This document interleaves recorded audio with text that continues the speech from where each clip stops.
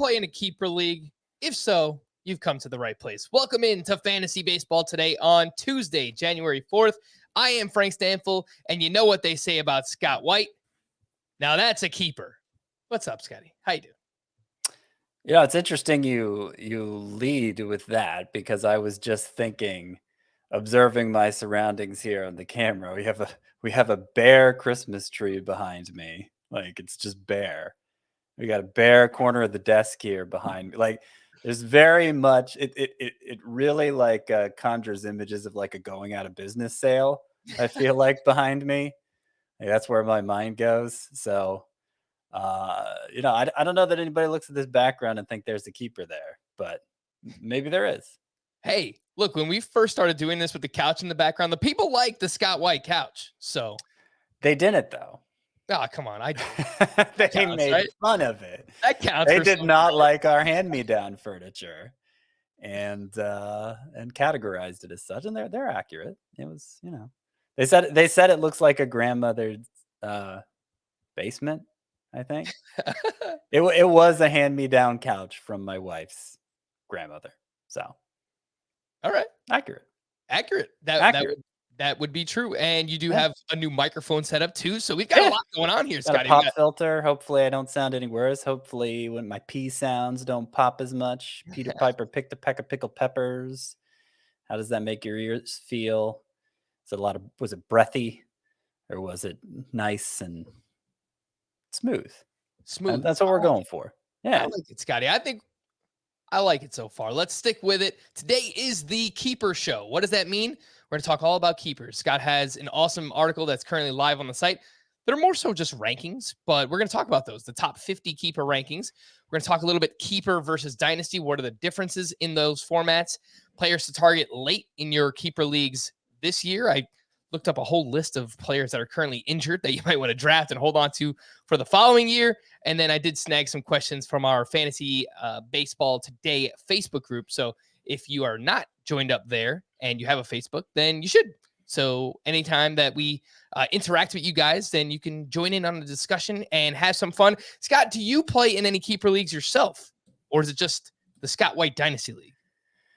I play in a keeper league, one keeper league. It was my first keeper league, and where you keep 4 players basically from year to year, and there are some additional rules that have been added and subtracted over time.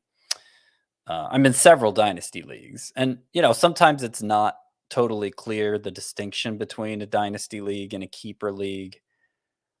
I feel like generally dynasty leagues are talking about turning over less of your roster from year to year. And usually there's some kind of farm system element going on with the dynasty league. There can be contracts or no contracts, but I feel like you could have that in a keeper league too. So I don't know. I don't know that that's really the distinction there. But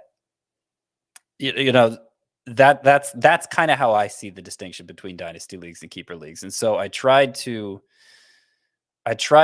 create this list. I've been doing it for a few years now. These top 50 keepers that distinguishes itself from other lists. Basically, it's kind of wonky, but I don't want just here are the best 50 players to keep straight up, because presuming it is a true keeper league, everybody keeps just 5 or 6 players. There's a lot of roster turnover still. Your focus should still be in that scenario on the near term. So I feel like if I did a top 50 keepers list for that format, everybody kept on equal terms, only 5 or 6 keepers per team. It basically looked like my redraft rankings, right? Like I don't think there'd be a huge difference between those two. I do have separate dynasty rankings where I put a heavy emphasis on youth and longevity. But again, that's for a format with minimal roster turnover and with a heavy emphasis on like a farm system. So how do I do a top 50 keeper list that's different from those? And the way I've decided to set it up over the past few years is to tailor it specifically for those keeper leagues where everybody's not kept on equal terms, where you're having to forfeit something to keep a player, and the something that you're forfeiting is relevant is what's the word I was going to say? The something that you're for the something that you're forfeiting is relative. That's the word I'm looking for. Relative to what you paid for that player. So, if you drafted a player in round 13, you might keep him in round 13, or maybe there's a slight markup. You keep him in round 11 or 10. So that's a key variable to these top 50 keepers, is where the player was drafted on average last year. Now, are these rankings directly applicable to anybody?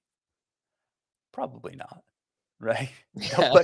Nobody's league drafted exactly off ADP.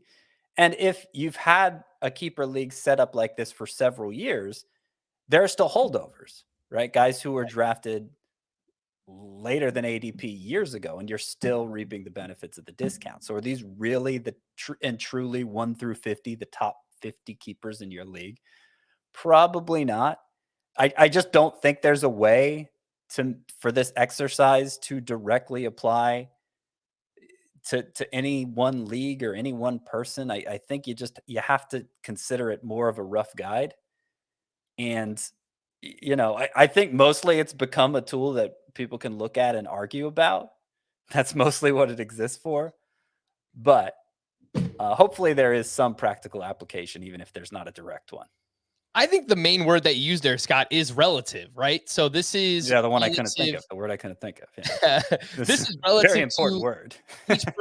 each person's league and the way that players are, valued in that league. And I think that, that's the other word that I would focus on there too, is that these keeper rankings are based on value. They are value based from the previous season. How cheap did you get that player for?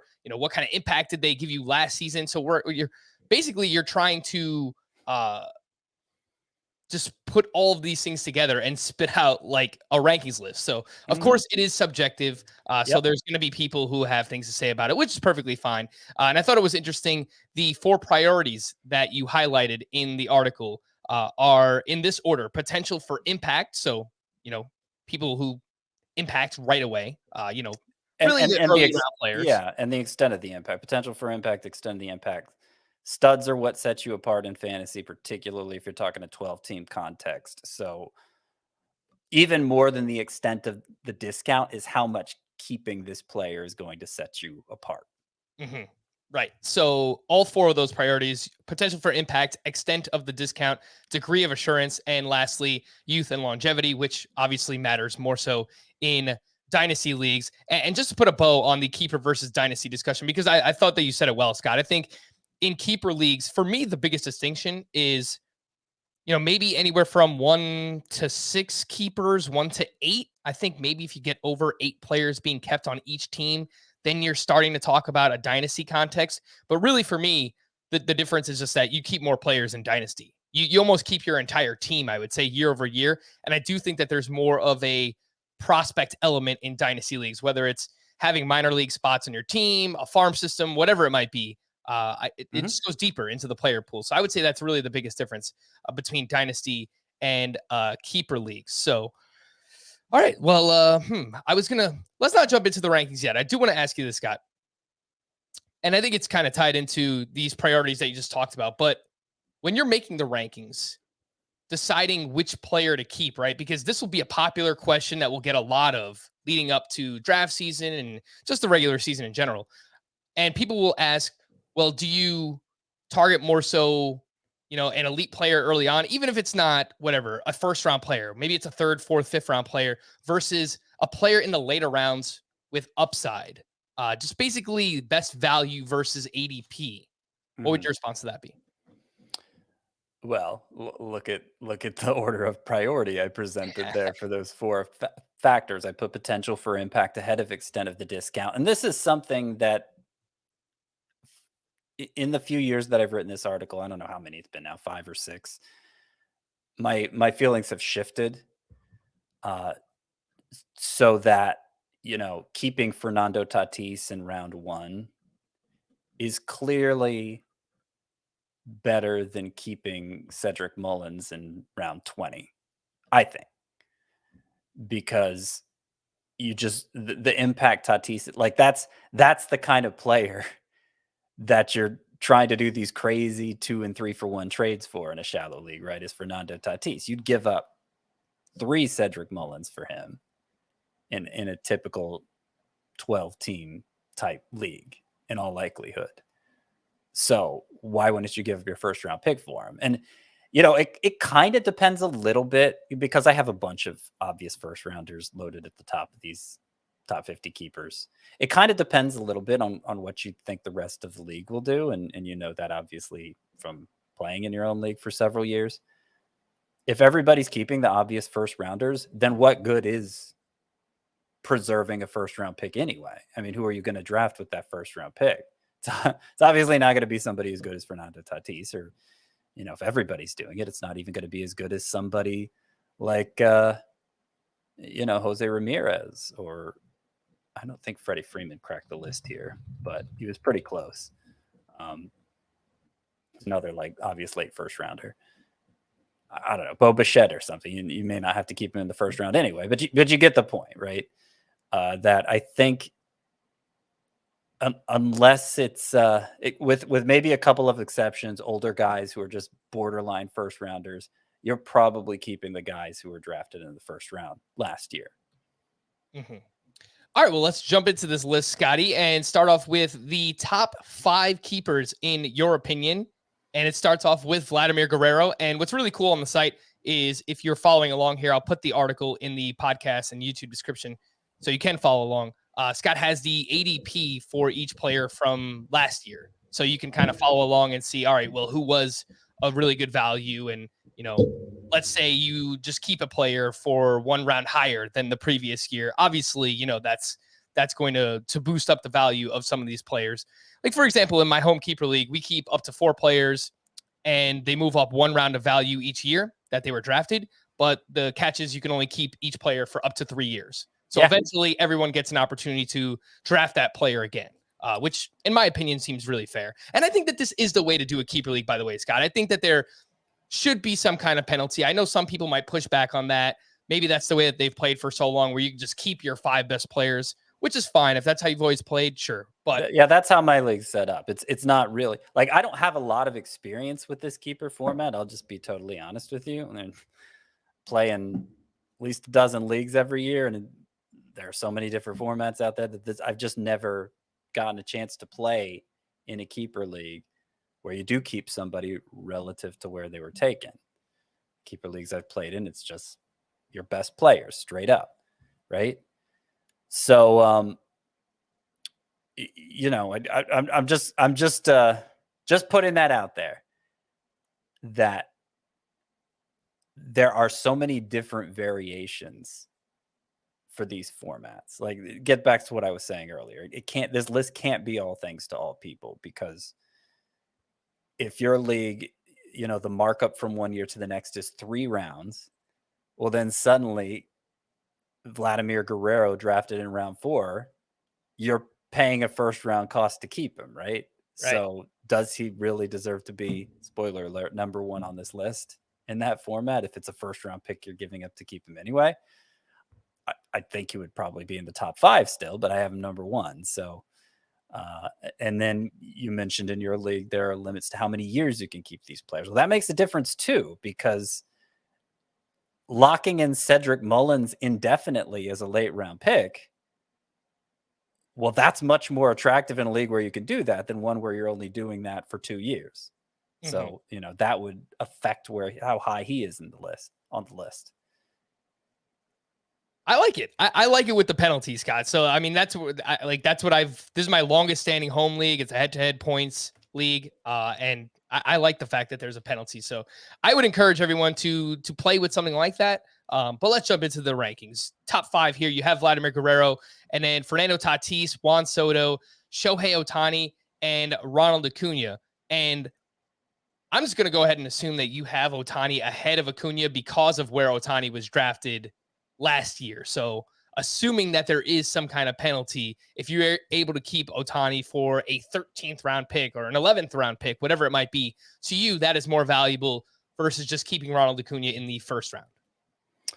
Yeah. I mean, legitimately, realistically, both are going to be kept, right? They're both in my top 5 and the top 50 keepers. But yeah, of the 5 names you've mentioned so far, Ohtani was the latest drafted this past year, going in round 13 on average in Roto, round 11 in average in CBS head-to-head leagues. And so, particularly if the markup is only a round or no rounds from one year to the next, getting what's a consensus first round pick this year, maybe second round if you play in a points league, getting him halfway through your draft. I mean, that's a huge discount. Acuna is somebody who, remember this league is kind of short-term focused, doesn't pay no attention to longevity, but that's only the 4th factor that's really being considered here. And the likelihood of Acuna missing a month or two of 2022, even though realistically you want to hold on to him forever with your first round pick, it's enough to drop him behind Ohtani. By the way, in my home league as well, the penalty for keeping a first round pick, someone drafted in the first round from the previous year, is you have to give up your 1st and your 5th round pick. So it becomes really expensive if you want to do that. So I don't know that, again, it's probably because it's so obvious to keep your first round pick, right? Exactly. And they're trying to discourage you from doing that. So yeah, I mean, if your league is set up like that, these rankings would probably look quite a bit different. Yeah. But I think the players who rank highly in terms of value, that definitely still makes sense. And I think would be applicable in leagues like that as well. Let's move on to 6 through 10 in the keeper ranks. Wander Franco checks in at number 6, and then Jose Ramirez, Bo Bichette, Kyle Tucker, and Corbin Burns. Wander Franco was a 24th round pick in Roto last year, 23rd round pick in head-to-head. And again, I think this just comes down to the value, Scott. I mean, the fact that Wander Franco is as young as he is, but also that we expect him to make a pretty big impact right away. I question his immediate impact in Roto, but in terms of a points league, we spoke about this in our first head-to-head points mock draft. He hit 7 homers, 18 doubles, 5 triples, and he had just a 12% strikeout rate. He averaged 3.3 fantasy points per game. That's definitely going to play in a points league. Yeah, and I think he's going to hit for average, if nothing else. Eventually, the power is going to be there. Could the power happen this upcoming season? I think it could. He showed more power late in the year. I think did he have 3 home runs in the postseason? 2 home runs in the in 4 postseason games, hit 2 home runs. So, obviously a tiny sample, but still, it's nice. On a national stage there, Wander Franco showed some pop, and I think that's definitely in his future. And if he emerges as a first-round type player this year, it would come to the surprise of no one. As for his placement on the list here, number 6 overall, his ADP this past year was around 24 in Roto, 23 in head-to-head. I imagine, because obviously that's ADP of all leagues drafting. But if you knew it was a keeper league, he probably goes earlier than that. But still, particularly in a league where only 4 or 5 players are kept, it is plausible that he wasn't drafted any earlier than like round 15. And if that's a discount that you can repeat year after year, right? There's not like a 2-year limit on it like in your league, Frank. If that's a discount you can lock in for years to come, there's an argument that Wander Franco even needs to be higher than this. Yeah, so I was going to mention last year in my home league, I drafted Bobby Witt, and we have 2 minor league spots too. So I usually pull whatever the best minor leaguers are up in that draft, and I'll probably take them in like round 15 or round 16 just to make sure that I get them, and then I'll just stash them all year. And if they get called up, cool. Let's see if they make an impact. If not, then I have the option to keep them the following year. So I would say for anyone who has a league set up similar, maybe just pull them up the board a little bit to just to have that possibility of keeping them the following season. Corbin Burns checks in at number 10 here, Scott. Your first pitcher in terms of keeper rankings here. And are you lower just in general on pitchers in keeper leagues? I know typically we are in Dynasty, but what about keeper leagues where maybe there's not as much, where there is more turnover, obviously? Yeah, I'm not that much lower in a keeper league, and you pointed out the difference perfectly. I mean, Dynasty League, how many years ahead can you project any pitcher? Like, they're so combustible. It's just a bad idea to do that. But again, these rankings are focused more on the near term, but there is still that small long-term consideration where particularly this high in the rankings, when you're talking about players that you'll keep at basically any cost for as long as you're allowed to keep them, then it's a really high standard for a pitcher. I think Corbin Burns, obviously, inning for inning, he was the best pitcher other than DeGrom this past year. And there is potentially a multi-round discount. He was drafted in round 5 on average in Roto, around 7 on average in head-to-head points. And by the way, that's Fantasy Pros Roto CBS head-to-head points. So it's if sometimes it seems like, well, why was he drafted later in head-to-head points when he's a pitcher? It's because I'm using 2 different sources for those numbers, which maybe I shouldn't do, but whatever. I wish Fantasy Pros had head-to-head ADP because I prefer their ADP. But anyway, getting back to Corbin Burns. Yeah, there's a chance you could keep him in round 5 or later when he's being drafted now in round 2. So, that's a nice discount for a really high-end arm that should have, in theory, a few good years ahead of him. Yeah, and he might even be a first-round pick in head-to-head points league. So, yeah. I mean, definitely a possibility. And wow, Scott, you prefer Fantasy Pros ADP over CBS? Just because it's more data, I am telling it includes CBS's ADP and several other sites. No, I agree with you. Yeah, it is a great tool. 11 through 15 here. We got Trey Turner, Bryce Harper, Mike Trout, Garrett Cole, and Mookie Betts. Really don't think we need to say much about this group. It makes sense. They're all big names. They're all proven commodities. Even some that are a little bit older. In a Mike Trout, he turned 30 years old this past year. When he was healthy, he was still really good. Whenever we've seen him in recent years, whenever he's been healthy, he's been exactly that. He's been really, really damn good. So now 13th is probably the lowest I've ever had Mike Trout, but I still think just like,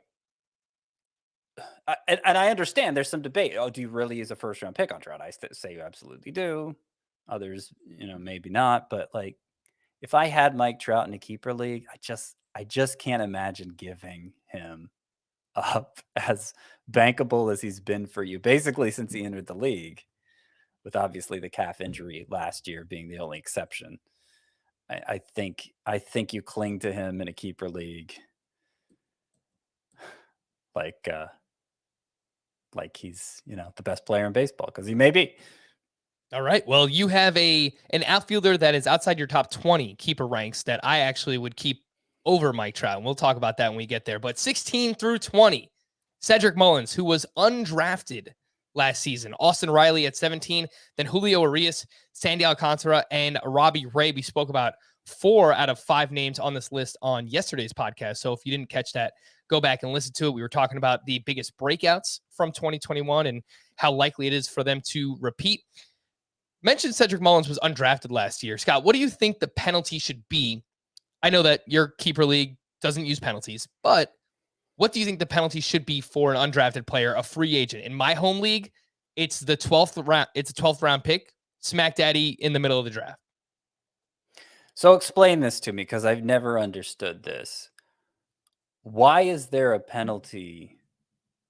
Like, why is it more expensive to keep a player who was picked up off waivers versus one who was actually drafted late? Because I kind of feel like it should just default to the last round. A guy who wasn't drafted, that's how you should treat his keeper value going into the next year, because he was, you paid even less for him than the draft pick you paid for somebody who was drafted, late. Is it just kind of rewarding somebody for having the foresight to take a guy late because they were thinking, I think this guy will be good and I can keep him for really cheap next year, when maybe a waiver wire pickup there's more luck to that? Is that the thinking? I genuinely don't understand it. That's exactly it. Okay. What you just said. Yeah. We reward people for drafting players that they think have that breakout ability, maybe prospects that they hold on to throughout the course of the season. And we used to do it where an undrafted player, a free agent throughout the course of the year, would just be a last round pick. And if you're keeping 4 waiver wire pickups, then it would just be your last 4 picks. But yeah, I mean, there was just so many keepers at that point that were just like the last 4 picks of the draft. We were like, well, let's incentivize this a little bit and find a way to do that. So yeah, It just made it too easy to have these dirt cheap keepers. exactly. That's kind of the downside to making it so the waiver wire pickups are late round keepers. I guess I could see that because obviously the guys you draft at the end, even in a shallow league, there's more likely than not they're getting dropped at some point because somebody like Cedric Mullins or whoever else is emerging on the waiver wire. So I guess that makes sense.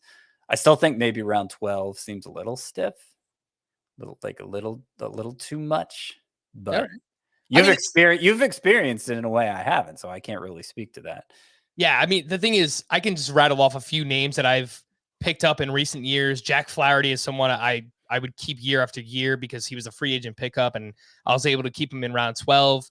I No, Yu Darvish, I think, was actually drafted. But yeah, Jack Flaherty is the one that comes to mind. But usually there are a lot of players kept in round 12. Like every year, I don't, there's maybe 1 or 2 draft picks that actually happen in round 12 because so many free agent waiver wire pickups are actually kept in that round year over year. Sandy Alcantara, we haven't really talked about much outside of the few mock drafts that we've done, Scott, but he is 19th here in terms of your keeper rankings. And I love him. I mean, I think that everything is there for him. The fact that he's in the prime of his career right now. He's 26 years old. He's a workhorse, one of 4 starting pitchers who went at least 200 innings this past season. He made big strides in terms of his control. He's got a 4-pitch mix, gets a lot of ground balls. I feel like everything is there. And maybe you kind of knock the strikeouts because you see he's under a strikeout per inning. But the swinging strike rate to me tells a different story that, Yeah. maybe there's more strikeouts coming on the way. So That's elite, and it was crazy over the last 2 months, I believe it was. Like, it got much better over the course of the season as his well. final 13 starts got 15% swinging strike rate. Yeah. Yeah, I love Sandy Alcantara as well. It's not as big a discount as some of the players just ahead of him, like Cedric Mullins and Austin Riley. He was drafted in round 11, 10, 11 on average this past year. So, if it's like a 3-round markup in your league, you still want to keep him in round 7 or 8. That's why he's the 19th best keeper here, but it's not the dream scenario necessarily. But yeah, I think he's awesome. The one big drawback for Sandy Alcantara is that he plays for the Marlins. Yep. And What do you have last year? 8 wins, I think it was. his win-loss record, given how good he pitched, how well he pitched, It was so unlucky. 9-15. 9-15. 9-15. Now, he was still great in fantasy, even in points leagues, in spite of that record, which is a testament to how well he does everything else. But yeah, it's a drawback, and I don't see the Marlins being, particularly on offense, that much better this year. Whoa, Scott. Avisail Garcia, come on, give this guy some credit. Move over, Chris. We've got a new Marlins fan on the podcast because I'm all about it, man. Sandy Alcantara, I like him quite a bit. Let's move on to 21 through 25 in the keeper ranks. You have Walker Buehler, and then Brandon Woodruff, Shane Bieber, Luis Robert, and Rafael Devers. And Luis Robert is the name that I was referring to earlier. I wouldn't keep him in a vacuum over Mike Trout, but I think given the discount, 4th round in roto, 7th round in head-to-head, you're talking about a player now who, what I've seen is pretty consistently a 2nd-round pick in drafts so far, at least in roto. Maybe he falls around further in head-to-head points leagues. There's just so much to like, Scott. 24 years old, what he did this past season. I don't know how sustainable it is, but 338 batting average, 13 homers, 6 steals, cuts that strikeout rate down tremendously. It seems like, much like Sandy Alcantara, everything is there for Luis Robert to just become this fantasy superstar. He just has to stay healthy. That's the biggest thing for him. Yeah. And It's worth pointing out that I'm not really arguing against keeping any of these players, no matter where they're ranked. I mean, we're Yeah. at 24 here Yeah. in the top 50. That's where Luis Robert is. And, if you're talking about a 12-team league where 5 players are kept on each team, that's 60 keepers. That's more than can even should be shown on the top 50 keepers here. So they're all good keepers. But the reason Luis Robert isn't higher than this is because his roto ADP specifically, which is his more valuable format, was round 4 this past year. If there's a markup of 2 rounds, round 2 is where he's being drafted, Yeah. and in some roto leagues, I think 12 teamers, it's possible he gets pushed into round 3 because he's more of a late second rounder than an early second rounder. So, if you're really limited on keeper space, I don't know that he's automatic. And particularly in a keeper scenario, there's a chance somebody even drafted him earlier than this because it's a keeper league, right? So I don't think the discount for Luis Robert is that great. But yes, the potential for impact is high, and there's a chance there's some small discount there, and there's some longevity, him being only 24 years old. So still a fine keeper. I want to go out there and make some crazy claim, but I'm not going to do it. Am I going to do it? Should I do it? Do it. I just feel like Luis Robert has this like Ronald Acuna type upside, Scott, and I don't know, maybe I'm just drinking the Kool-Aid too much, but man, I'm about it. Probably not the speed of a Ronald Acuna, but there is just a lot to like there. There is a first round outcome, and I do mention it in the article. Actually, the So 2 sentences I wrote, I mentioned it's easy to envision a first round outcome for Luis Robert. So I don't think it's that wild of a claim. Yeah. And with that, this is a good time to point out Scott likes Luis Robert. It's not like you're down on him or anything. So No. I want to point that out as well. Let's take a quick break. When we return, we'll get to the rest of the keeper rankings here on Fantasy Baseball Today.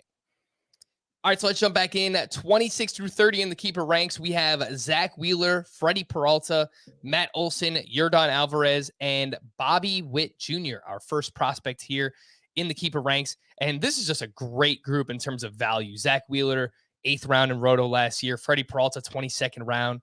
Olson and Yordan Alvarez, they were in the 7th round. Bobby Witt went undrafted in most leagues, assuming that you don't have any minor league spots or anything like that.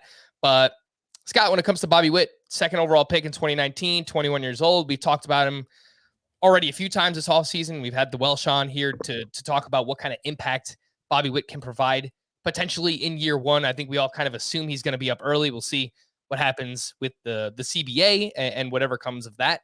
But the Steamer projection is pretty bullish here. 267 batting average, 24 homers, 18 steals over 134 games for Bobby Witt. Yeah. I mean, he's got a ton of upside. He's got a projectable path. Definitely seems like one of those prospects who could make an immediate impact. And it's interesting. So he's 30th here on the list, and it just so happens, I didn't do this on purpose, but I happened to look back last year to see where I had Wander Franco, who at that point was considered the top prospect to roster in fantasy. It was exactly the same spot. It was 30th in these rankings, which is especially impressive because this is a stretch of the rankings where it's like what point is there of even ordering them, right? Because there's just so many different variables, and it's so dependent on your own specific circumstances. Like the fact I have Zach Wheeler 26, 1 spot ahead of Freddie Peralta. Zach Wheeler's ADP this past year between round 5 and 8. Peralta's between round 19 and 22. If you wanted to keep Peralta more, it really just depends on the extent, how much of that discount is being applied in your league. How many keepers are being kept, how many years you can lock them up for, lock in that discount for, because Peralta is obviously much younger than Zach Wheeler. I ultimately went with Wheeler ahead of Peralta because I think the potential for impact in 2022 is definitely higher for Wheeler. I have him 15 spots or more ahead of Peralta in my starting pitcher rankings. But if there's reason in your specific setup to value the discount more, to value the longevity more, of course, don't have a problem with you keeping Peralta over Wheeler. It was a close call, even putting together these rankings. All right, 31 through 35 in the keeper ranks. We have Kevin Gaussman, Chris Sale, Marcus Semien, Teoscar Hernandez, and Brian Reynolds. And for Reynolds and Sale, those are the two here that really stand out in terms of being the biggest values from last season. Brian Reynolds really was most likely one of the last round picks in your draft, 26th round in Roto, 27th in head to head. And Chris Sale, I'll point out, Scott, he turns 33 in March. I'm sure you know that, and you factored that in here. But again, this comes down to he was drafted as late as he was last year. So even if let's say he's only really good again this year, and then he starts to fall off the year after that, starts to fall off a little bit more after that. Even if it's just for this year, he should be a really, really good value based on last season's ADP. Yeah, I feel like the Tommy John recoveries, however you'd say it, I feel like they are ideally suited for this format because everybody forgets about them the year that they are injured. You can get them for dirt cheap, no matter if they have the kind of history Chris Sale has or Justin Verlander has, like consistent Cy Young contender. They tend to slip through the cracks because they're not the prospects that are on everybody's mind, of course, and they're not going to be able to contribute in the year that's currently going on. So if you're willing to stash them for a full season, you're going to reap the benefits in a big way the next year. So I have Sale here at 32. Of course, we already saw him come back at the end of last year and looked pretty effective. I have Justin Verlander 43rd. So 11 spots behind because we haven't seen him come back yet. And because he's 5 years older, I think, than Chris Sale. Chris Sale's not a young guy himself, but Verlander's 38. Mm-hmm. But still, they're both in my top 50. And although I haven't played exactly in this kind of keeper format, I have some of my dynasty leagues are set up in a way that reward this significantly as well. The Tommy John recovery who slips through the cracks. Yeah, I think Justin Verlander went for, I don't know, $5 or $10 in the Scott White Dynasty League last year. And that's a league where you add $5 onto the salary year over year. So, well, yeah, it's a little more complicated than that, but yeah. To put it in perspective, so Justin Verlander went for 5 this past year with an anticipation of using him in 2022. A high-end starting pitcher like that in the free agent auction would go for like between $50 and $60. Justin Verlander caliber pitcher like that. So to have him locked in the next year it would actually be $6. It'd actually go up $1 the next year is obviously a good play. Obviously not an immediate play, but looking ahead to the next year. Yeah, and I have a few of those names later on that we will get to. I'll reveal them. So you might want to, if you play in a keeper league, write them down and make sure to just throw them in the queue towards the end of your draft to make sure you don't forget about them. 36 through 40, we have Logan Webb, Byron Buxton, Frankie Montas, Jorge Polanco, and Tyler O'Neill. Tyler O'Neill, 29th round pick in Roto last year, undrafted in head-to-head. And, I was thinking about this earlier, Scott. I think Tyler O'Neill might be the biggest representative in how his value changes from one format to the other. Normally we have some players like that where if this guy steals bases, if he strikes out a lot, obviously he'll be, devalued in a points league versus Roto. Kind of feel like Tyler O'Neill is going to be kind of the face of that this year, where he's much more useful in Roto. He strikes out so much in a points league. I mean, a 31% strikeout rate this past season. I think that's something that you need to expect when it comes to Tyler O'Neill, but he was amazing. 34 homers, 15 steals, finally managed to stay somewhat healthy, 138 games here. And he's just a freak athlete. So I think that there is a lot to like, and also in the prime of his career, 26 years old. Yeah. Yeah. I'm not sure. Of course, his skill set is more suited for Roto than points leagues. I'm not sure if he's going to be the poster child for that or not. Just this past year, I actually spit on my pop filter just now, so hopefully it's good at filtering that out as well. Yeah, so this past year, Tyler O'Neill 3.13 head-to-head points per game. That's compared to like 3.10 for Whit Merrifield, 3.17 for JD Martinez, 3.19 for Brian Reynolds, who we think is of as more of a points league specialist. So in the same range as those guys, I think at least this past year, the points format valued Tyler O'Neill pretty fairly. It's obviously a huge discount. If you could pencil him in for the same numbers in 2022 that he had in 2021, I'd put him even higher on this list. It does seem like a more volatile profile because of all those strikeouts and impact. It depends on him impacting the ball exceptionally hard, which I think he has the ability to do and maintain from year to year. But having only done it the 1 year so far, there are certain more expensive keepers that I would value over him. Not wanting it to be a one and done sort of keeper because he kind of in case he comes crashing back down to earth because of that strikeout rate. Not projecting it to happen, but safeguarding against it a little bit by ranking him 40th here. Mm-hmm. I do think as long as he's healthy, the power and speed is pretty safe, but the batting average, there could be a lot of volatility there given that strikeout rate. So I would like the range is he hit 286 last year. I would say that's probably close to the ceiling for Tyler O'Neill. I think the floor in terms of the batting average could be 220, maybe even lower than that. So just keep that in mind. I think a lot of volatility in the batting average, but I think the power and speed is actually pretty safe for Tyler O'Neill. 41 through 45, we have Ozzie Albies, Carlos Correa, Justin Verlander, Jesse Winker, and Joe Musgrove.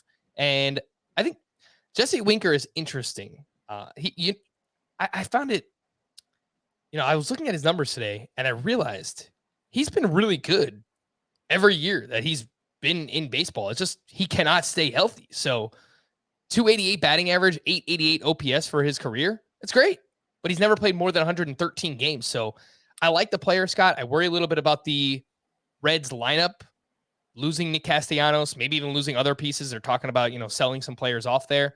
And then the fact that he can't stay healthy. So yeah, I like the profile. It's just there are some red flags for Jesse Winker. Yeah, and my initial inclination, both on this list and in my redraft rankings, was to put him higher than I ultimately have him because I think it's easy to overlook just how good a year he was having. You kind of he missed basically the last quarter of the season, right? So you forget how awesome he was before then. Using head-to-head points per game as the basis for comparison, again, 3.72 for Jesse Winker this past year. Kyle Tucker was 3.51. Yeah. 3.72 was like fifth best at the position. It was a total stud. And, his skill set's more suited for points leagues. So, maybe you adjust down a little bit in roto. But the point is he was awesome. Hit 305, 949 OPS, plenty of power, 24 home runs at 110 games. There is the injury risk that causes me to downgrade him some, but there's also the platoon risk because he is terrible against left-handed pitchers. Just terrible. I told you the overall numbers he had this past year. He hit 176 with a 572 OPS against lefties, and that is something so bad that's been pretty consistent throughout his career. So I don't know for sure that the Reds would platoon him. They're kind of in a semi-rebuild now, so they're not going to have many alternatives. And I imagine if Jesse Winker's going strong, they'll just put him out there every day. But there's always that threat that when he's not going as well, that they might experiment a little, having him sit against tougher left-handers and lose playing time that way. Mm-hmm. Plus, he's already 28, so he's not especially young. That's why he's 44th here, even though he was drafted pretty late and just had an awesome year.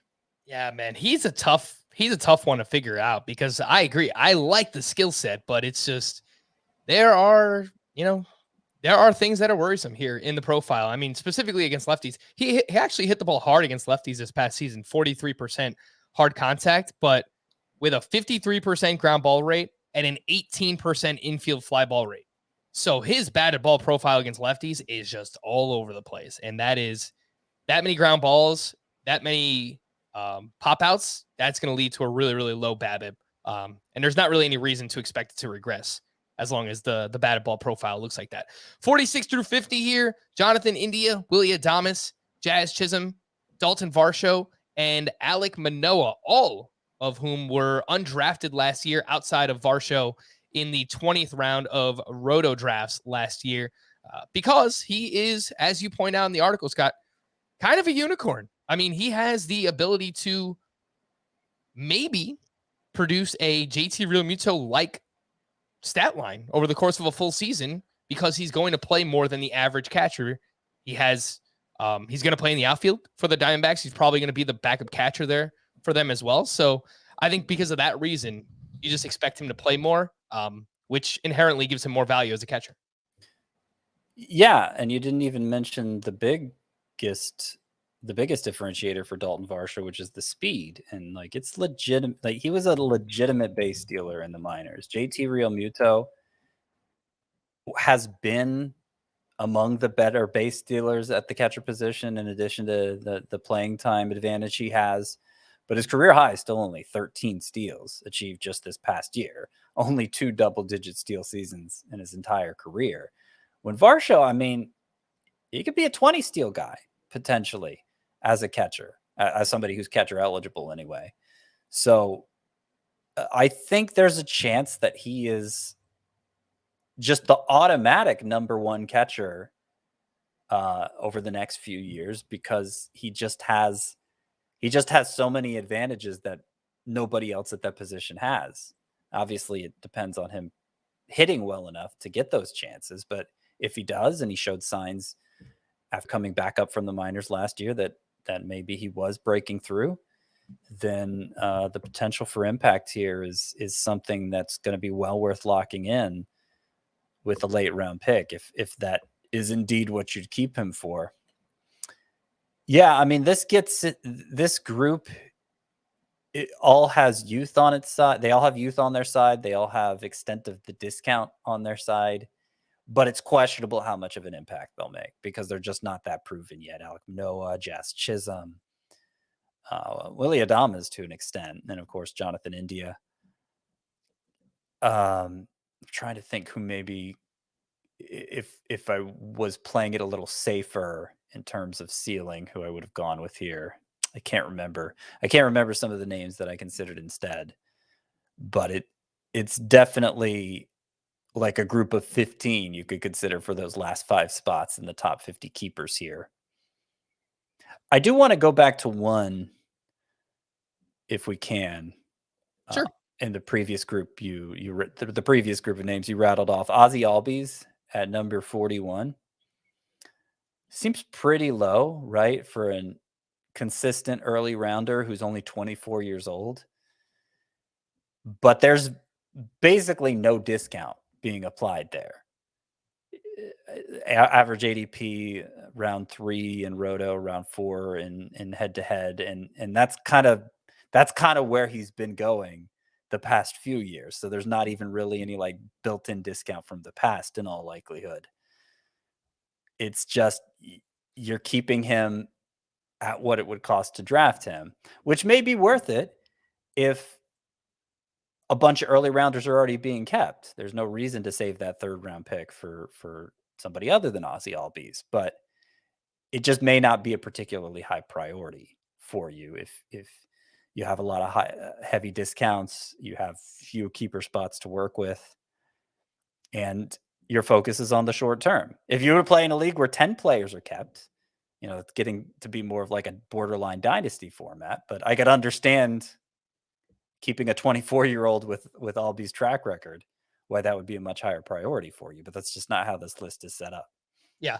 And I think that last point you made is a really good one, Scott, because the more keepers you play with in your league, the smaller the pool is of players that you could draft. So that's obviously going to change some valuations as well, where, if there's 8 players being kept by each team in your league and Ozzie Albies is a 3rd or 4th round keeper, then yeah, it probably makes sense to keep him there, because let's say you throw him back, he might be a 1st round pick because of how many players are already being kept. So these are things that you need to keep in mind as well when playing in keeper leagues. Also, I just thought of some examples, by the way, of some if you want more assurances from your keepers, if you're putting together a top 50 list of your own and you want more assurances with those last 5 spots than the Jazz Chisholms and Dalton Varshos of the world, Xander Bogaerts, few years older than Ozzy Albies, sort of the same situation where you're really not getting any sort of discount there, but he's just very bankable. Yep. Fred Freeman, who I mentioned earlier, didn't quite make the list because he's on the wrong side of 30 and borderline first rounder. Jacob deGrom, Mhm. obviously, a lot of potential for impact there.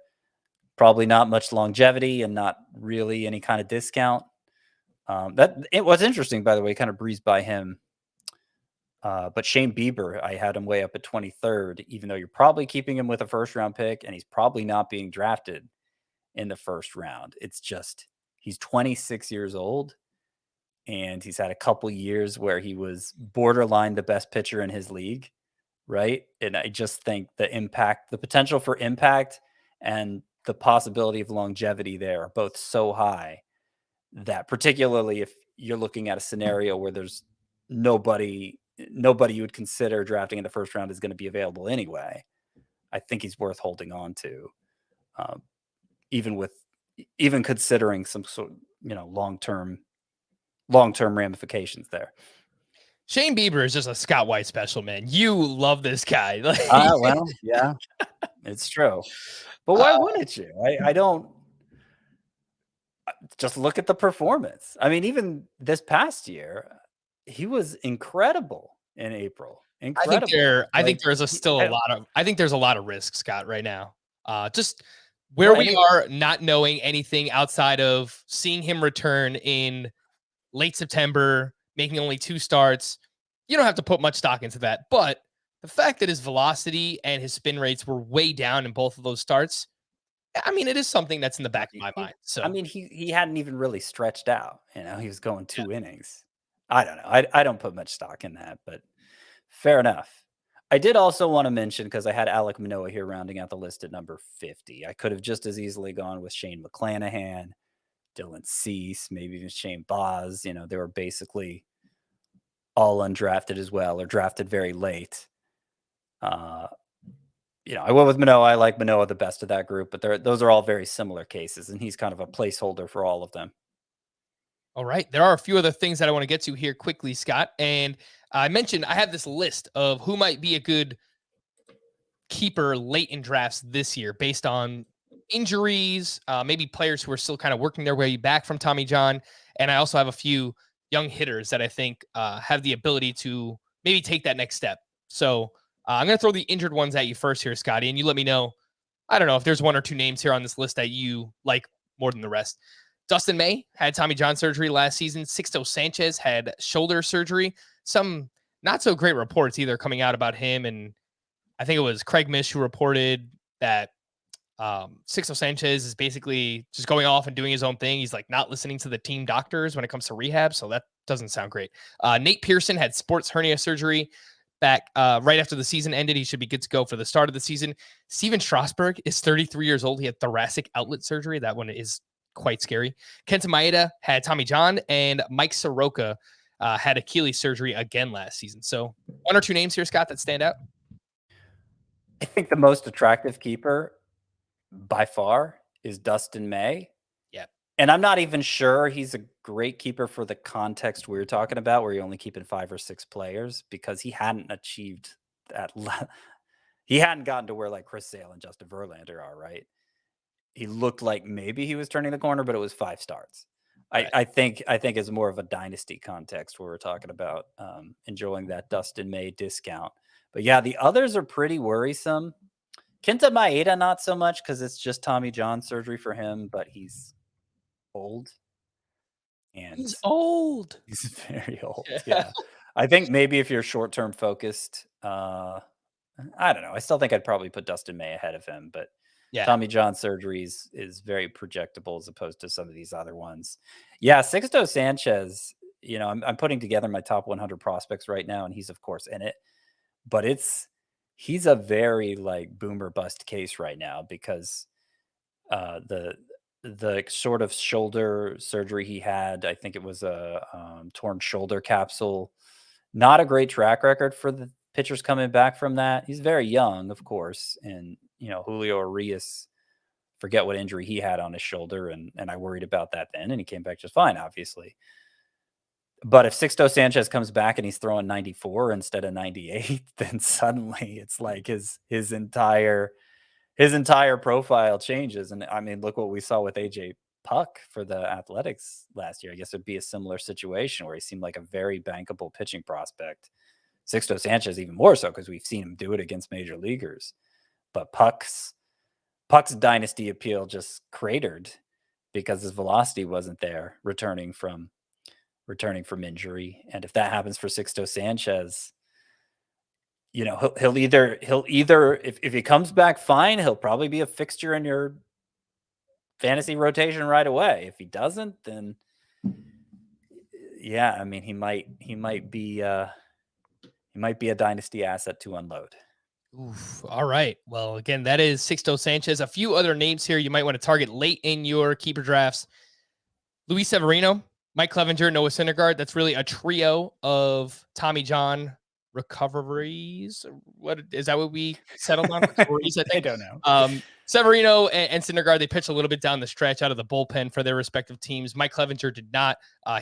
He should be good to go by the time spring training hopefully comes around and the season starts. So those are some names later on in your drafts, and then some young hitters who I think still have quite a bit of upside. Alex Kirilloff, Gavin Lux, Seiya Suzuki. He's not really young, but lots of upside apparently coming over from Japan, assuming he comes over from Japan. Andrew Vaughn, O'Neill Cruz, Joe Adell, Spencer Torkelson, Josh Young, and Adley Rutschman. And really all these names I think are players who could have an impact this season as well. And they're just going later on in drafts. But yeah, there's a real chance that they take that next step. And maybe we're talking about them next year as I mean, players to target late if your a league set up like yours and picking up a waiver claim isn't going to be nearly the same discount as drafting a guy late. I think all of these names make sense. I don't have a lot of hope for Gavin Lux being an impact player anymore, but that's just me. I did want to mention with Luis Severino, Mike Clevenger, Noah Syndergaard, really the time to have them stashed away was last year because they're probably going to be drafted around the top 50 pitchers this year. I have them all just a little inside my top 50. And you'll notice none of them made my top 50 keepers with the discount being applied from last year. I just don't think any of those three are as bankable as like a Justin Verlander or Chris Sale, who both ranked pretty low on the list. So they didn't miss it by much. If I was ranking them in terms of how much I want to keep them, it would be Luis Severino 1, Mike Clevenger 2, Noah Syndergaard 3. Yes. Let's go Yankees. Yeah. All three of them are currently being drafted outside the top 175 in ADP. So that's what caught my eye. The fact that, they're going pretty late as of now. Obviously things could change over the next couple of months. Let's wrap up here, Scotty, with a few Facebook keeper questions that we got over on Facebook. Duh, I just said that. This one's from Jason King, looking to keep two of these three: Alek Manoah, Shane Baz, and Logan Gilbert. I love Manoah, but what are your thoughts on the floor/ceiling for the other two? Well, look, they all have a very high ceiling. Yes. I think Manoah wins out the floor case. The floor case puts Manoah ahead, certainly in redraft leagues. If you're talking more of a long-term situation, I think I go Baz. Baz is my number one pitching prospect entering this year. I think Grayson Rodriguez would be the consensus, and I have that those two are clearly 1 and 2 in some order. I go Baz ahead of Rodriguez, though. Mm-hmm. Yeah, I'm cool with that. I think Baz has the highest upside of these guys too, and I like Logan Gilbert based on the way that I've drafted so far in ADP that I've seen. I just have this feeling. I'm still kind of working through my rankings right now, but I think I'm going to be higher on Logan Gilbert than the consensus, but I'm still going to have Alek Manoah ranked higher than him for redraft. And yeah, just Shane Baz in general. I worry a little bit about the workload this year for Shane Baz, but I think long-term the upside is absolutely tremendous. So yeah, I would go with Manoah and Shane Baz if you're thinking long-term for those two. This one's from Garrett Spence. Can only keep two, and they move up 2 rounds each year. Get Brian Hayes in the 13th, Jared Kelenic in the 13th, and Bobby Witt Jr. in the 16th. Well, Scott, you really only need to decide on one of these because Bobby Witt was inside your top 50. Yes. Kelnic's the other one. It's not a hard decision. I know I loved Hayes going into last year. He wasn't the caliber of prospect either of these other two are, and he's coming off a year that raised a lot of doubts about what kind of offensive ceiling he has. So Witt and Kelnick are the easily the two choices here. Steamer projections for Jared Kelnick, by the way, 232 batting average. Don't love that, but 22 homers, 12 steals. If you could find a way to get that batting average up, which I think he could, maybe he Oh can, yeah, easily could. yeah, I mean, maybe he can hit like 250 this year and then, long term continue to build on that batting average. But even if he does that 250 with, 20 plus homers and double digit steals, that would be a fantastic season for a 13th round keeper. This next one's from Gary Crocker. 12-team head-to-head standard categories. I'm already keeping Trey Turner, Jose Ramirez, and Yordan Alvarez. I need to choose 4 more of these. Jared Kelnick, Chris Sale, Ian Anderson, Francisco Lindor, Alex Kirilloff, Mitch Haniger, and Franmil Reyes. Mitch Haniger, I thought was kind of interesting. I don't know how close he was to making the list, Scott, but I know he was drafted really late last year. He was, yeah. I don't know that the peripherals are such that, like, I kind of feel like what this healed version of Mitch Haniger, what he manifested as in 2021 is basically the high point for him. I feel like he can only get worse, and he's not that young. So that's why he's not on the list. But yeah, he didn't miss it by much. So because there were no round numbers included here, no salary values, and I assume this is just keeping the best players straight up. And if that's the case, I go Haniger, Lindor, Sale, and That last one's a little tough. probably Ian Anderson. I think I would go Kelnick, but it's close. Well, head-to-head categories, yeah. I mean, it kind of depends how many outfielders you start. Right. Because then you'd have Yordan Alvarez, Kelnick, and Haniger. Those would be your 3. Assuming you play 3, but maybe you use more than that. But yeah, I agree with the first 3, and then it's close between. Yeah, no, I'd probably lean Kelnick with you. Yeah, just depends on the circumstances a little bit.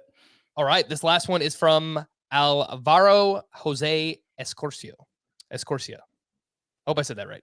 Is Riley Green worth a keeper in a 10x10 head-to-head categories with up to 10 keepers? Riley Green, for those who don't know, Tigers outfield prospect. He's a top 10 prospect overall in baseball. And this past season in the minors, 301 batting average, 24 homers, 16 steals across AA and AAA. I think there's a good chance we see him. We're going to see him this season. I don't know how early, Scott, but I'm thinking maybe like May or June. Potentially, yeah. There's some disagreement in the prospect community whether Riley Green or Spencer Torkelson is the better prospect for the Tigers. I go Torkelson, but they're probably 4 and 5 in my top 100. 10 keepers. Yeah. I mean, obviously it depends somewhat if you're going for it in 2022 or if you're not. Yeah.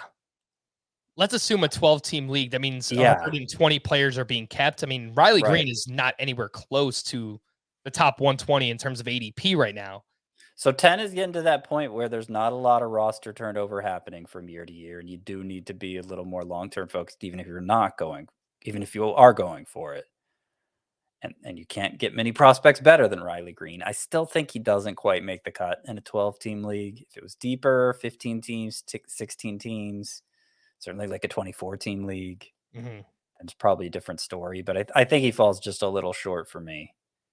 Yeah, he's on the fringe. It's close. And look, Alvaro, your league more than we do. So if they're keeping, if every team is keeping a prospect, or even if some teams are keeping multiple prospects, and I think you probably want to consider more so keeping someone like Riley Green. So it comes down to like circumstances here, but he's on that fringe. I think just in a vacuum, I would probably say no as well, but it is pretty close.